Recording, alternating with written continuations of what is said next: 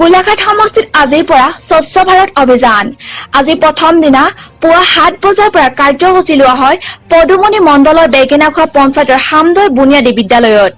corona ভাইৰাছৰ প্ৰতি লক্ষ্য ৰাখি আজি 5 মাহৰ পৰা বিদ্যালয়সমূহ বন্ধ হৈ থকাৰ বাবে বিদ্যালয়সমূহত ঘাঁহ বন গজি এক লেতেৰা পৰিৱেশৰ সৃষ্টি হৈছিল গতিকে আজিৰ পৰা 2 অক্টোবৰ তাৰিখলৈকে পঞ্চায়তৰ প্ৰতিখন বিদ্যালয় এই স্বচ্ছ ভাৰত অভিযান কাৰ্যসূচী অবিৰতভাৱে চলি থাকিব বুলি পদুমণি মণ্ডলৰ সভাপতি সুশান্ত হাজৰিকাই আমাক জানিবলৈ দিয়ে আজি এই কাৰ্যসূচী শুভ উদ্বোধন কৰে বিজেপি ৰাষ্ট্ৰীয় পৰিষদৰ সদস্য বিতুপন শইকীয়া আৰু কাৰ্যসূচী আদ ধৰে পদুমণি মণ্ডলৰ সভাপতি সুশান্ত হাজৰিকাই লগতে এই কাৰ্যসূচীত উপস্থিত থাকে গোলাঘাট সমষ্টিৰ বহু সংখ্যক কাৰ্যকৰ্তা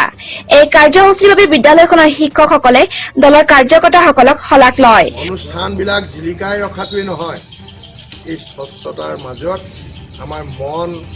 পুলকিত মন সফা কৰিব লাগিব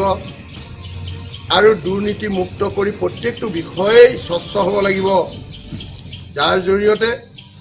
অনাগত দিনৰ ভৱিষ্যতৰ যিবিলাক পৰিকল্পনা এই পৰিকল্পনাবিলাকত আমি যাতে ক'তো উজুতি নাখাওঁ জনসাধাৰণে যাতে প্ৰত্যেকখনতে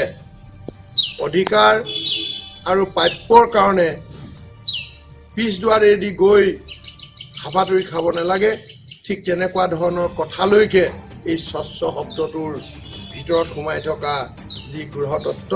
সেই কথাখিনি তেনেকুৱা ধৰণে ভাবিব পাৰি আজি কিন্তু আমি